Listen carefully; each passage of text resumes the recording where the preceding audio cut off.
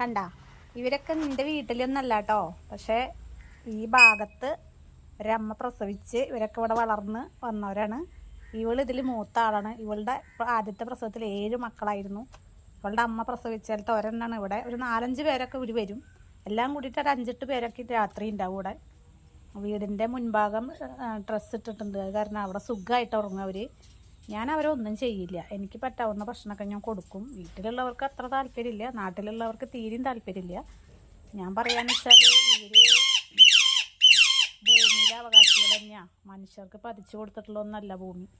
മൃഗങ്ങൾക്കും പക്ഷികൾക്കൊക്കെ താമസിക്കണം. അപ്പോൾ അവരെ ഓടിക്കാനുള്ള അവകാശം നമുക്കില്ല. നമ്മൾ പറ്റാവുന്ന ഹെൽപ്പ് അവർക്ക് ചെയ്യുക. കുറച്ച് ഭക്ഷണം കൊടുക്കുക, കയറി കിടക്കാനൊരു മുറ്റത്ത് സ്ഥലമെങ്കിലും കൊടുക്കുക. നമ്മൾ അങ്ങോട്ട് ഉപദ്രവിക്കുമ്പോഴേ ഇവരിങ്ങോട്ട് ഉപദ്രവിക്കുള്ളൂ. കുറുമ്പി